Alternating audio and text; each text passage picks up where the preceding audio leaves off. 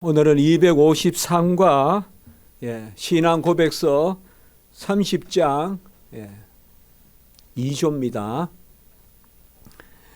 우리가 신앙 고백서가 33장까지 되어 있습니다. 그래서 오늘은 30과 열쇠의 권한이다.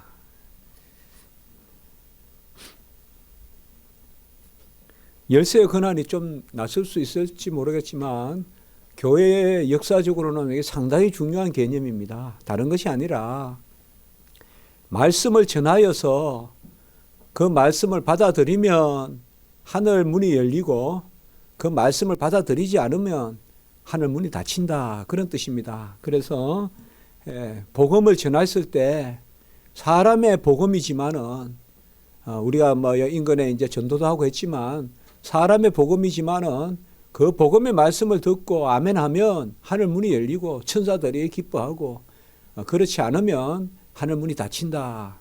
이제 그러한 내용인데 이것이 아주 역사적으로 로마 캐톨릭교회에서 많이 곡해되어서 이게 큰 문제가 되는 겁니다. 그래서 오늘 먼저 내용 우리가 주보에 비추어서 주보에 여러분들 보시면 있습니다.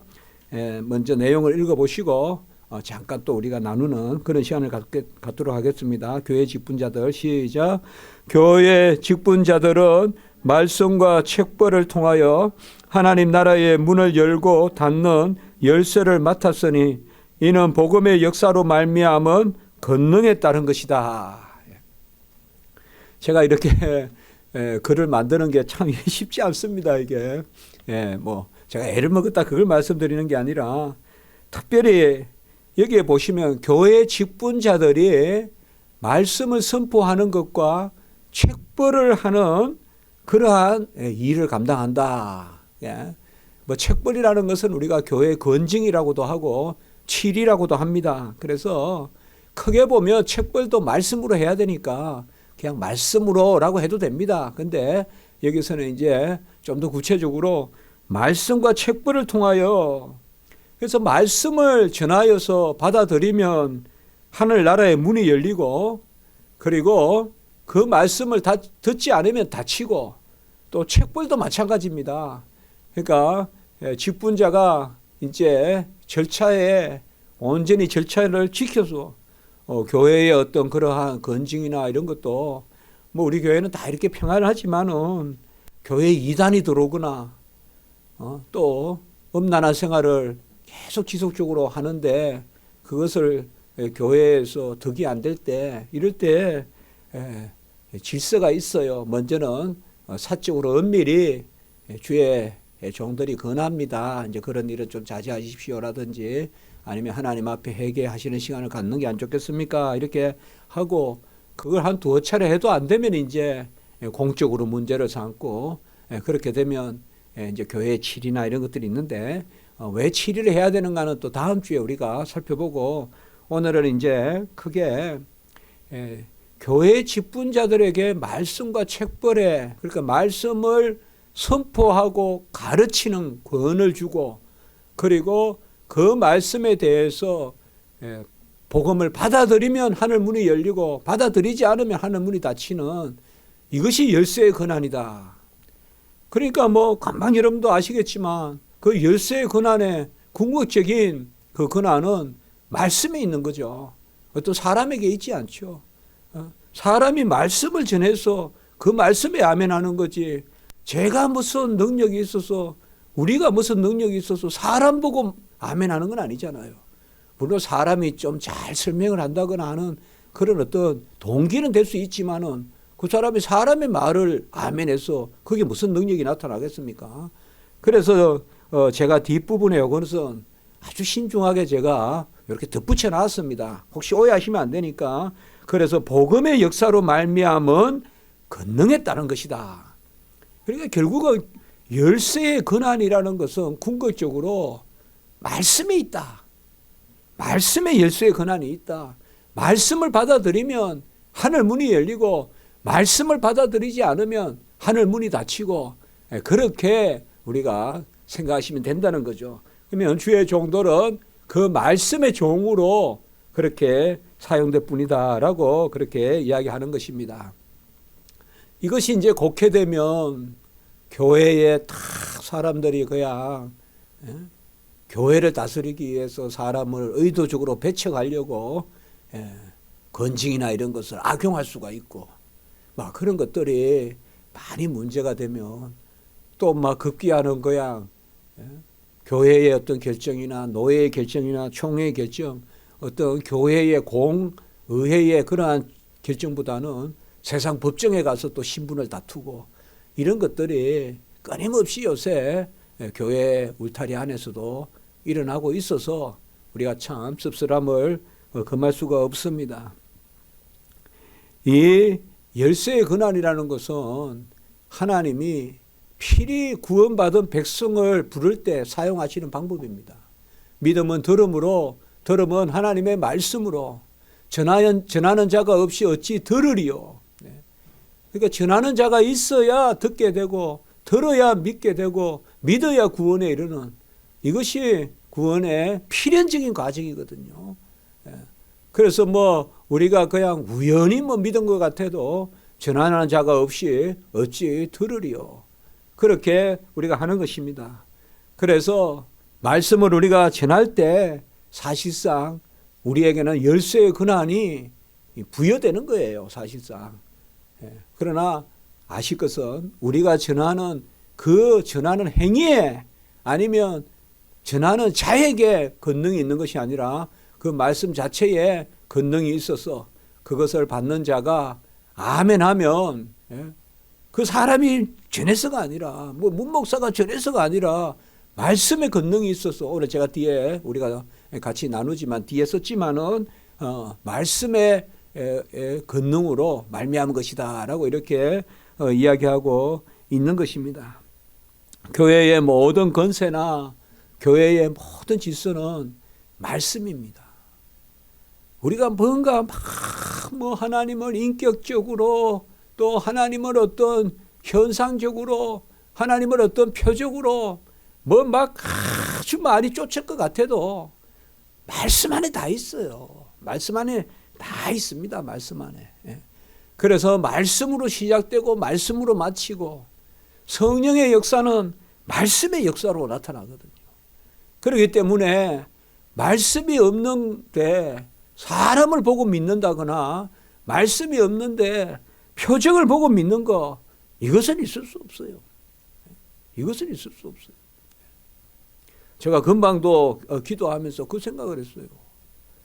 야, 우리가 말세는 아무도 모르는데 말세는 아무도 모르는데 쟁기질 하다가 하나님이 오시면 그 자리에서 그냥 주를 영접하기도 하는데 주여 우리 지하에 이 십자가지기 교회 이곳이 피난처가 되게 해주시옵소서. 그런 마음이 좀 들더라고요. 그래서 이 열쇠의 권한은 말씀 전하는 자들에게 부여됩니다. 그러나 말씀을 맡아서 말씀을 전한다는 그 가운데 말씀의 권능을 우리가 맡았기 때문에 열쇠의 권한이 부여되는 것이지 다른 것은 아닙니다. 골로새서도 보면 우리가 말씀을 전하여서 각 사람을 온전하게 세운다 그랬거든요. 말씀을 전하여서 우리가 각 사람을 어떻게 온전히 세웁니까? 제가 말씀을 전하여서 여러분을 어떻게 온전히 세웁니까? 그러나 제가 대언하는 이 말씀의 권능이 있는 것이죠. 그렇기 때문에 여러분 오늘도 우리가 아침에 또 말씀 듣고 또 지난주 말씀 듣고 우리 교회 요새 이제 우리 최지사님 애쓰고 또 남 목사님 또 우리 이제 교회 그 홈페이지 하고 있지 않습니까? 그래서 말씀을 가까이 하고 제가 설교도 했지만은 지난주에도 설교했지만 말씀을 가까이 하는 생활 그러면 다 돼요. 그게 능력이 있고 거기에 평화가 있고요. 거기에 힘이 있어요. 그래서 열고 닫는 것은 말씀이에요. 열고 닫는 것은 말씀이에요. 뭐 비밀의 열쇠 따로 없어요. 말씀이에요. 말씀. 말씀이 비밀의 열쇠예요. 말씀이 천국을 열고요. 말씀이 내 심령을 새롭게 하고요. 말씀이 우리 안에 빛이 되어서 온갖 어둠에 속한 걸 몰아내어 주고요. 말씀이 내 안에 역사하며 빛의 역사가 나타나서 온전하게 되고 밝게 되고 낫게 되고 그렇게 되는 거예요. 그래서 말씀의 키. 그래서 우리가 말씀을 전할 때 아름다운 발이요. 예비된 아름다운 발이요. 말씀을 들고 복음 전하러 가는 발이 최고 아름답다 이 말이에요. 복음을 들고 산을 넘는 그 아름다운 예비된 발이요. 그 복음을 드는 내 발걸음이 가장 아름다운 발걸음이다. 그렇게 말하는 거예요. 우리가 말씀을 들고 그래서 뭐 우리 교회는 말씀을 강조한다. 뭐 그런 게 어디 있습니까? 당연히 하나님이 우리에게 주시오. 뭐 자꾸 찾지 마세요. 하나님 뭐 좀 보여주세요. 자꾸 하지 마세요. 가장 세세하게 현미경보다 더 잘 보여주신 게 성경 말씀이에요. 성경 말씀은 저는 뭐 일주일에 설교를 4편도 하고 이렇게 하지 않습니까? 성경 말씀 보면 저 감사해요 정말. 출애굽기 읽어야 되지. 골로새서 읽어야 되지. 또 예배 또 우리 이제 또 기독교의 진리 또 공부해야 되지. 또 주일 설교해야 되지. 정말 저는 감사해요. 말씀에 그냥 젖어서 살잖아요. 그러니까 다른 게 없어요. 우리에게 다 열쇠의 권한이 있어요. 열쇠의 권한을 우리에게 맡겼어요. 그런 면에서는 바로 우리가 복음을 전하는 순간 내가 열쇠로 사용된다는 거 그렇게 생각하시면 되지. 복음을 떠나서 나에게 무슨 권능이 있다. 그렇게 하는 것은 결코 합당치 않습니다. 자, 마태복음에 보면 16장에도 이 말씀이 나오고 그리고 18장 18절에도 나오는데 제가 한 곳만 적었습니다. 마태복음 16장 19절 같이 한번 읽습니다. 우리 주님이 하신 말씀이에요. 사도들에게 시작. 내가 천군 열쇠를 내게 주리니 내가 땅에서 무엇이든지 매면 하늘에서도 매일 것이요 내가 땅에서 무엇이든지 풀면 하늘에서도 풀리리라 하시고 18장에 또 나와요. 이게 두 번이나 똑같은 말씀이 나오는데 잘 아실 것은 야 사도들은 이 열쇠의 권한을 가지고 사도들이 그냥 행하는 대로 그렇게 보지 마시고 말씀의 권능이 있다. 그러면 사도들은 말씀을 위탁받았다. 그렇게 생각하시면 된다 이거예요. 자, 요한복음 20장 23절도 같은 맥락입니다. 이 구절만 보면 조금 낯설 수 있는데 이 맥락에서 읽어보면 됩니다. 요한복음 20장 23절 다 이게 중요한 요절들이에요. 같이 읽습니다. 시작. 너희가 누구의 죄든지 사하면 사하여 질 것이요 누구의 죄든지 그대로 두면 그대로 있으리라 하시니라. 우리가 우리에게 죄 지은 자를 사하여 준 것 같이 우리 죄를 사하여 주옵시고 그렇게 우리가 십계명 우리가 주기도면 기도도 하는데요. 이것도 마찬가지입니다. 우리에게 무슨 사죄권이 있어서 내가 사함 받았다 그러면 사함 받고 무슨 사죄가 누구한테 됐어요. 나한테 고해성사 받았으니까 이제 문제 없어요.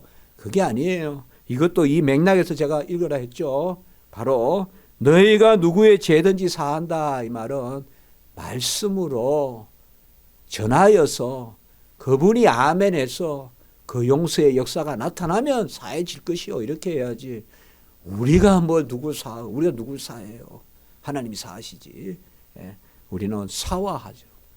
같이 합시다. 사하시는 분은 하나님이시고 우리는 사화한다. 재물을 드리기 전에 서로 사화하라 그랬잖아요. 서로 화해하라 이렇게 서로 푼다. 우리는 서로 푸는 존재지. 우리가 무슨 궁극적인 용서를 합니까? 우리가 용서한들 하나님이 용서 안 하면 무슨 의미가 있습니까? 그렇죠. 그러나 우리는 서로 사화, 꾹 움키고 설키고 이런 걸 가지고 있지 않는 거죠. 그리고 고린도후서 2장 6절은 이 말씀만 보면 좀 낯설지만 같이 읽습니다. 시작. 이런 사람은 많은 사람에게서 벌 받는 것이 마땅하도다.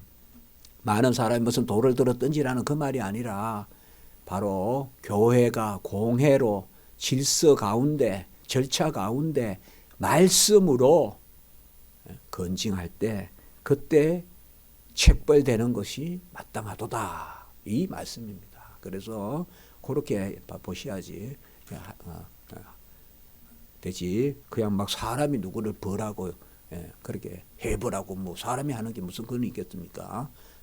이제 그 부분에 대해서는 이제 우리가 다음 주에 건징의 목적 이렇게 해서 볼 것입니다.